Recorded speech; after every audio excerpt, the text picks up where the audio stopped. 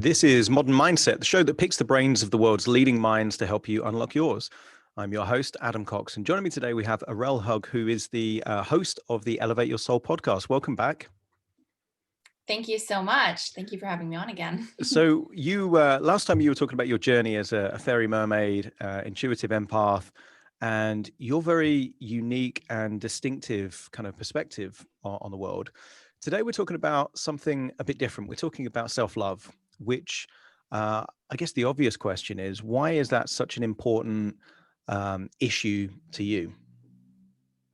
I wouldn't say it's an issue, but yeah, an important topic to me because I feel like the quality of the relationship you have with yourself sets the tone for the quality of the relationship you have with everybody else in your life. And also the quality of your relationships reflects the quality of your life. So at the end of the day, everyone's goal is to be happier and to live a better life. And I feel like you can't do that without self-love. You can try, but you can never get to that maximum extent that you're wanting to go to unless you know how to love yourself and have a good relationship with yourself.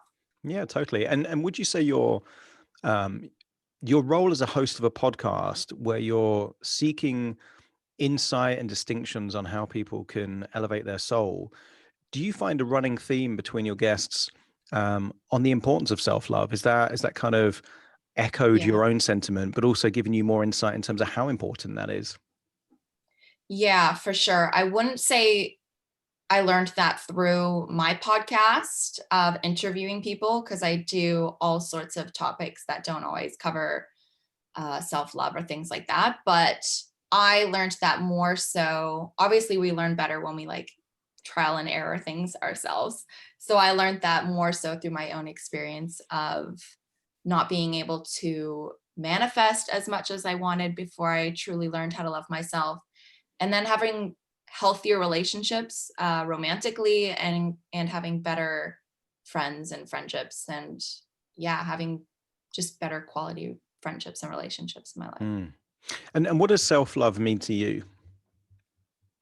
Self-love means to me so many things, so many things. But as if I see it as the world and humanity, I see it as ending war and ending suffering and pain on this planet.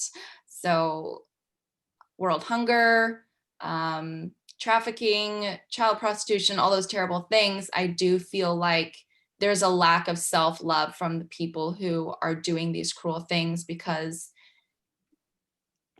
if you don't love yourself, it's really hard to take care and properly love someone else. And until we have self-love, we can then incorporate the rule of, or the law of oneness, to take someone else as a part of yourself. And people who do terrible things to other people are obviously not taking them as a part of themselves. They're not caring for them. They have no empathy. So that's why I feel self-love is so important for the world. And then individually, self-love means empowerment. Self-love means self-esteem. Self-love means mostly happiness. Mm. Some people would say the concept of self-love is all well and good if people are affluent, they've got spare time, they've got, lots of thinking time to kind of work on themselves, but it's not really viable for someone, stressed, working a long job, maybe in poverty and things like that. Would you say self-love is a luxury rather than a necessity? Mm-hmm. I've heard this before from some busy men in my life who are career driven, and it's almost like an excuse or a procrastination tactic that they use because they don't want to get uncomfortable and they don't want to incorporate any change in their life, whether that means going to bed a little bit earlier and waking up a little bit earlier. So they have that time before they drive the kids to school to meditate, or pushing themselves to actually go to the gym, or going for a road trip on the weekend to spend time isolated in nature, whether that's alone or with their family. So I do feel like prospectively it can look as a luxury or it can be necessary. So it could be both. It depends on who you ask. But for me personally, I think it's only a necessity if you want to grow and build your relationships with every single human being in your life, and build the relationship you have with yourself and reach your full potential. But if that's not on your priority list, it doesn't need to be a necessity. But if that is one of your priorities or goals and dreams of your life, then yes, I think it's a necessity. Mm. And for those people that would like to do it, but let's say they don't feel like they have the time or they don't have the resources and they're just kind of manically kind of just trying to struggle through life, how do they, can you think of any strategies or tips that they can actually just take those very first steps to do something that is going to be, good for themselves? Yeah. Can you give me a scenario? Because there's just so many scenarios running through my head. I can't like Yeah, sure. blanket one. So, Yeah. what like a scenario might be, let's say a busy mum, lots of kids running around, non-stop kind of firefighting and things to do. What Mhm. could be maybe a small thing, just a small window of time that just gets the ball rolling in that kind of direction? Yeah, that's tricky with kids, I would say, but it's possible. As I mentioned before, waking up early to have a little bit of me time, realizing how important me time is. And sometimes you don't understand that until you actually love yourself. So it's almost like incorporating things to do that will help you learn the value and the importance of loving yourself. And then you can put things in place that work for you with your life and your life challenges and your life demands and responsibilities, so that you can make the time. Like when you're driving, for example, parents in the car can listen to podcasts or audiobooks on personal development. And I've heard the excuse before from parents like, oh, but my kids don't want to listen to it. They want to listen to the radio or something, or they want to play on their iPads while they're driving. It's like, well, that's your decision at the end of the day, because if a child, even if they're 3 or 4 years old, is listening to this content at a young age, it will sink into their subconscious at some level, and they will be able to incorporate that in some way in their own lifestyle. And isn't that amazing that you're an adult trying to recover from your childhood traumas and move forward with your life and learn how to love yourself? That isn't that the best gift that you could give to your kid, to actually be open and witness this source of content that helps you grow and helps you learn. So I think that's an excuse I heard a lot with parents as well. Like they don't want to play these podcasts or whatever while their children are around. But I actually think it would be super helpful for the child as well. And if they don't want to listen to it necessarily, then they can maybe suck it up for half an hour while mommy, digests some really quality content. So Mm. I think that's important. And learning also, I have a podcast episode on the 4 quadrants to success. And there's like 4 different sections. I'm sure you know this, Adam, where there's one of them is the things in your life that are important and urgent. And the other quadrant is important and not urgent. And the other one is not urgent, but important. And then urgent and important. And for long-term success and happiness, I guess, as well, are the things we should be spending more time doing things that are important, obviously, but less urgent. And we tend to only do things that are really urgent in our lives. And the description you just described to me with like the mother, the firefighter with like kids running around, it just like automatically sounded to me like she might be doing a lot of like things that are urgent, but less important. And it's important for people to organize their life and prioritize what's actually important in the long run and not always so urgent. And learning to say no and things like that comes with that as well. And in order to say no to someone, you have to love yourself. So it's just like, I would just start with podcasts. Like that's how it started with me, listening to content, letting it sink in the subconscious, and then finally actually integrating that and embodying it and doing something about it. Not just listening to podcasts all the time and not changing your life. Like you actually need to press pause for a while and be like, okay, let me digest what I just heard. And now how can I take action? Totally. Yeah, because it's the small things that can build momentum over time. And even if other people don't want to hear the content, put some headphones in. You can listen to Yeah. that on a commute, on a Yep. journey while you're walking. It's just starting to Yep. move things forward. Do you think that, let's say, nutrition and kind of eating or drinking well, is that also a form of self-love? Because I mean, I guess anyone could start with that Yes. just by the next, visit to the supermarket. Yes, of course, it is a form of self-love, but I know so many people in this generation, especially females, have a weird relationship with food. So before focusing on diet and nutrition, although I do think it's hugely important because it helps focus the mind better, et cetera, et cetera, I almost feel like that's not the first place you should start when it comes to self-love. Um, yeah, especially as a younger female, like you should be focusing on loving yourself. And through building a stronger relationship with yourself, your intuition becomes a lot stronger. You learn how to decipher what is your intuition versus your ego. And just naturally from there, you'll be able to know what your body's actually craving, what nutrients it actually needs. You'll see the importance of supplementing, things like that. And eventually, I think your diet and your nutrition plan and your fitness plan and all that shit, that'll just fall into place naturally because your instinct and your intuition will be higher and you'll just know what's good for you. Like people who are overweight and eat poor quality food, they know they're eating poor quality food. It's not the knowledge that's lacking. They know they shouldn't be eating that and they know what they could be eating that would be a lot better for them. But it's that level of self-love that makes them say, okay, I'm no longer going to eat this junk food. I'm actually going to have something better quality. So you need that level of self-love first. So I would say focus on the self-love before focusing on your food intake or exercise or anything like that.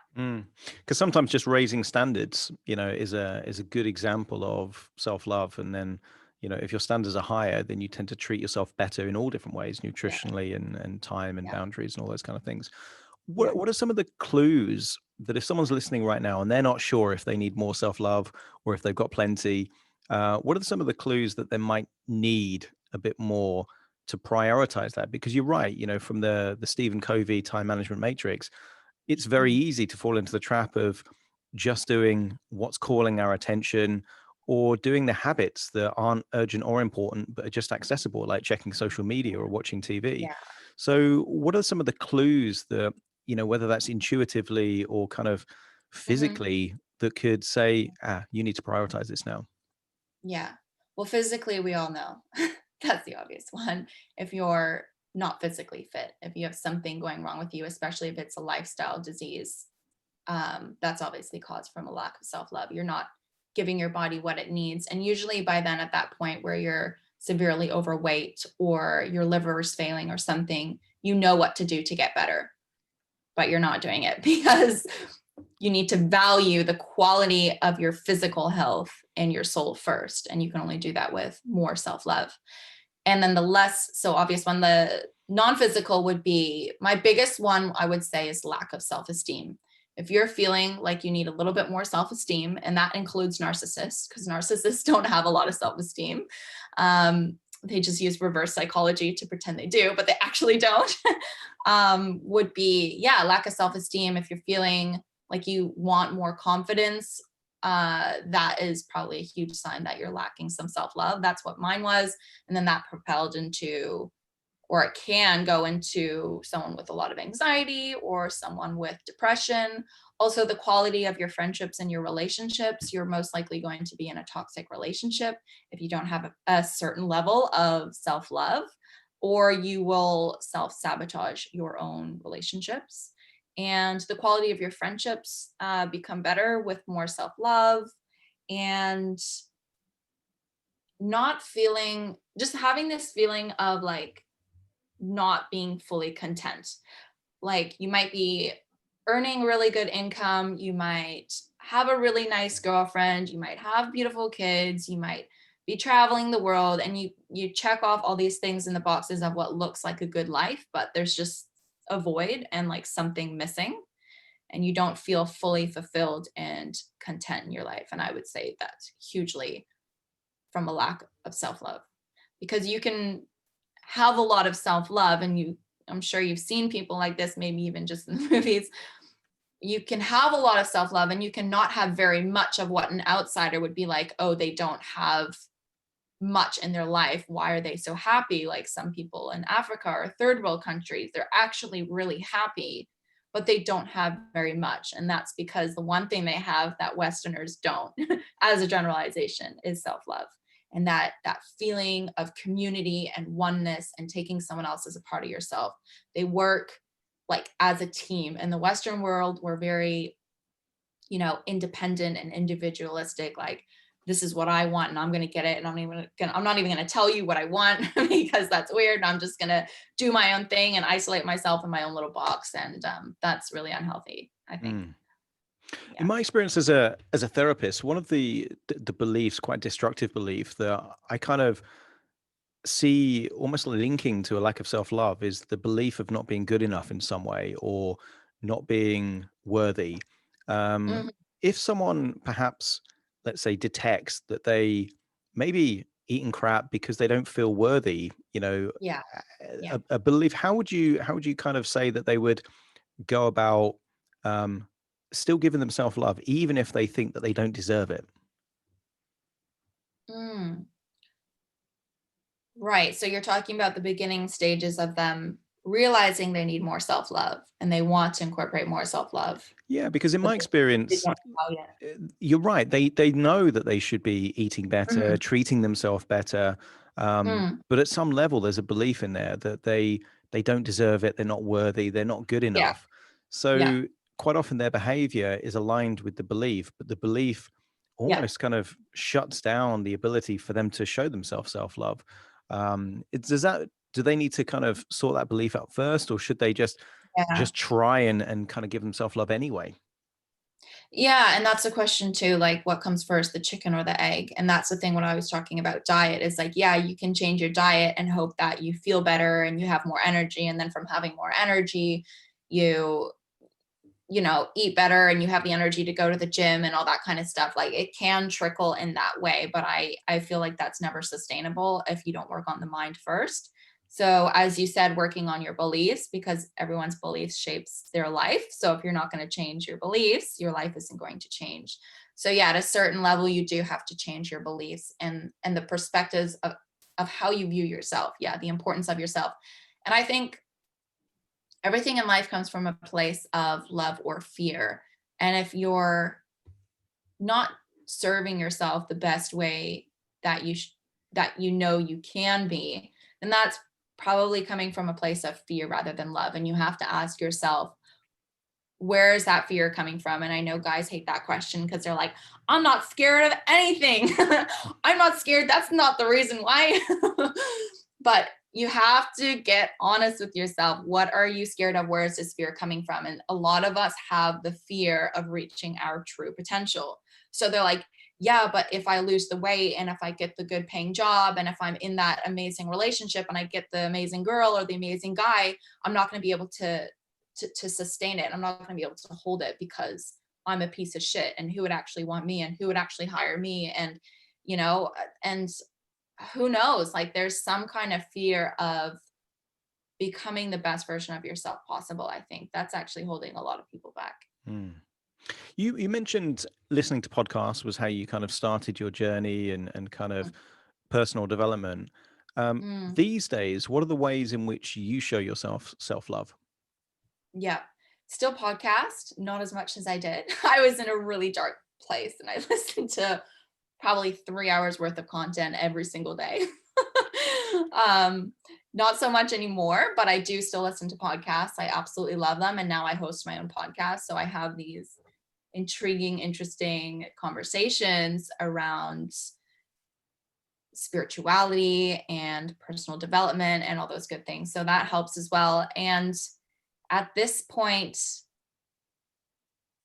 it's kind of like my whole lifestyle has changed. So my beliefs has changed, my standards, as you said, have changed, like the quality that my self-worth has gone up over the years. So I have better friendships. I have people that I can actually rely on, which is great and beautiful. I love that sense of community and family. And it becomes like less and less of a conscious decision, like, oh, I need to do this because I love myself, and if I don't do this, it might put my mindset on the wrong track, and then and that's kind of what it's like at the beginning of your self-love journey, because you kind of like, it's almost like you get addicted to your meditation, you get addicted to your yoga, and you get addicted to exercising or whatever, because without that, it's a slippery slope and your mindset can go backwards quite easily. So it's just like years and years of practicing and learning to stick to that routine and what works for you. And eventually there just becomes automatically a lot more room for like changes and disruption, and you can still keep on your positive mindset. It's not easy, but you definitely need to practice. I think optimism is a huge one as well, like having some level of faith that the universe has your back, that life happens for you and not to you. See the silver lining. They all sound so cheesy, but it's actually so true, and it does help you stay on your path and stay on your lane. And yeah, I could list a whole bunch of more things, but I feel like I don't want to talk too much about my life. But yeah, like life is just a lot better, and I'm still learning to love myself more. I obviously have still some areas to heal, and I'm sure some areas that I'm not even consciously aware of yet, because as soon as I become consciously aware of them, I'm like, all right, let's do this. I'm ready for the work. But yeah, we all have places to grow. We're always learning, and we're always growing. Yeah, it's a game you can't win, but there's just more and more levels that you can kind of go each time. Yeah. One of the early personal development gurus, Brian Tracy, had a tip about self-love. He said, look in the mirror and say, I like myself, I like myself, I like myself, and then your Mhm. self-esteem will go up. Do you Right. feel like that is a useful or good tip to give yourself self-love? And in your own experience, have you noticed a relationship between the self-love you show yourself and your own personal self-esteem? Yeah, definitely. The more I show myself that I love myself and I care for myself, the more my self-esteem goes up, my standards goes up, the quality of my life goes up, definitely. And what did you touch on?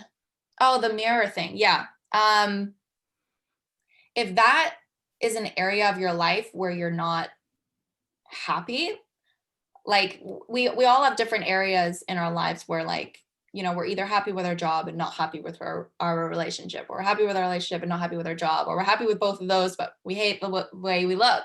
So it's like you find the areas in your life where you're not feeling content and work on those. And if an area of your life that's really stressing you out is the way you look, I do think it's really important to learn to love and accept yourself the way you are right now, even though you may be overweight or you don't like your nose or whatever the case may be. I do think it's important to love yourself exactly as you are.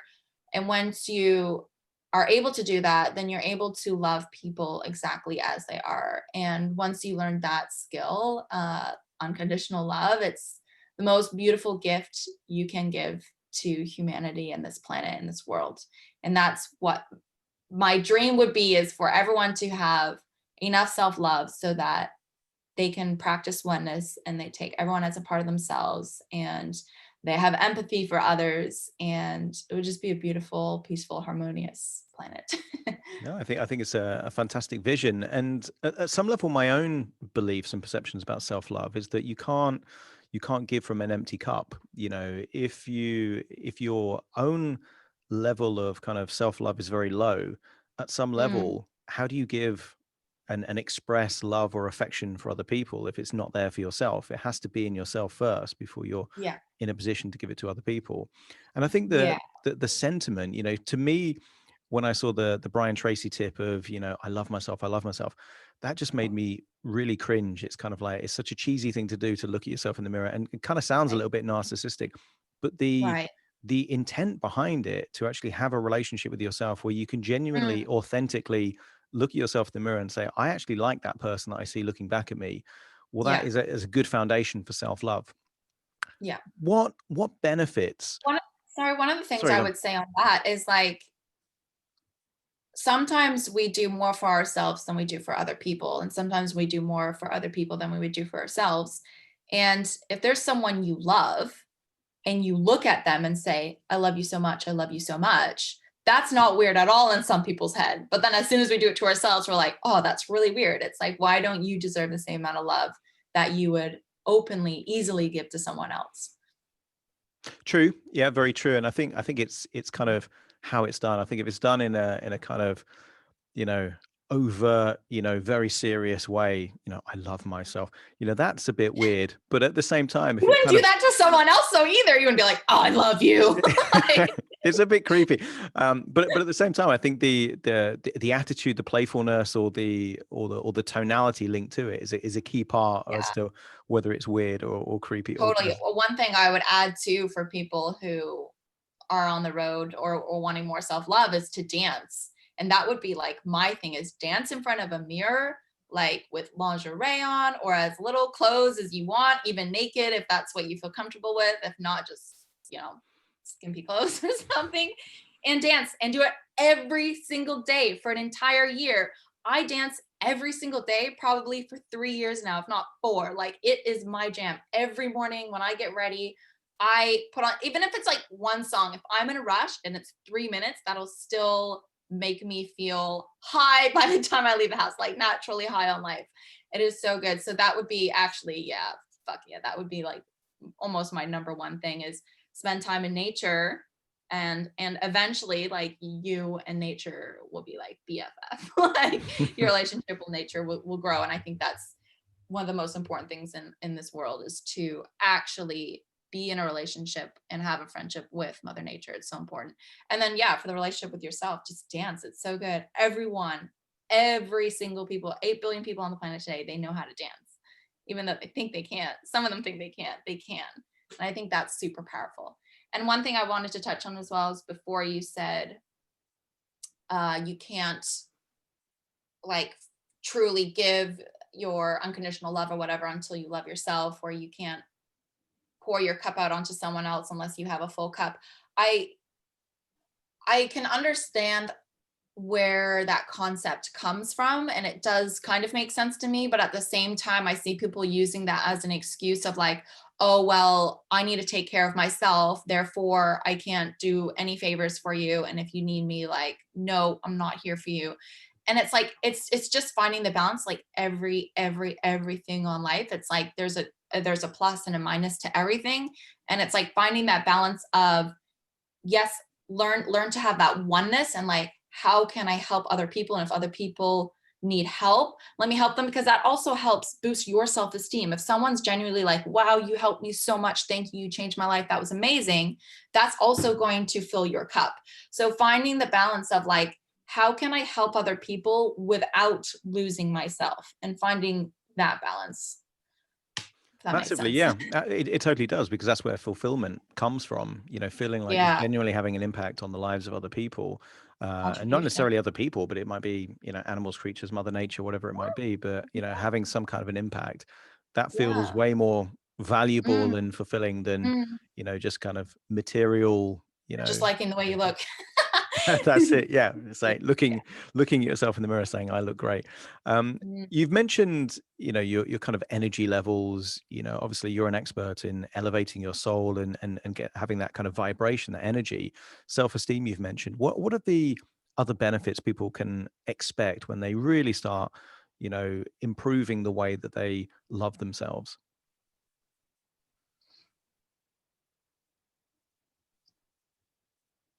Just that feeling of contentment that a lot of us don't have. And it's a freaking beautiful thing, and it's so undervalued.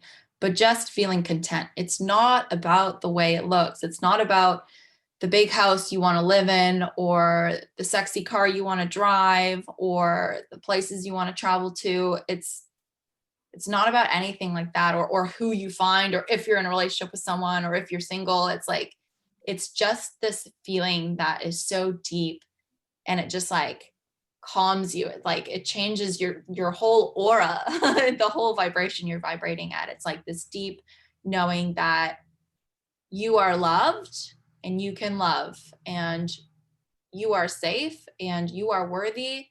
And having a deep sense of those positive affirmations that are true.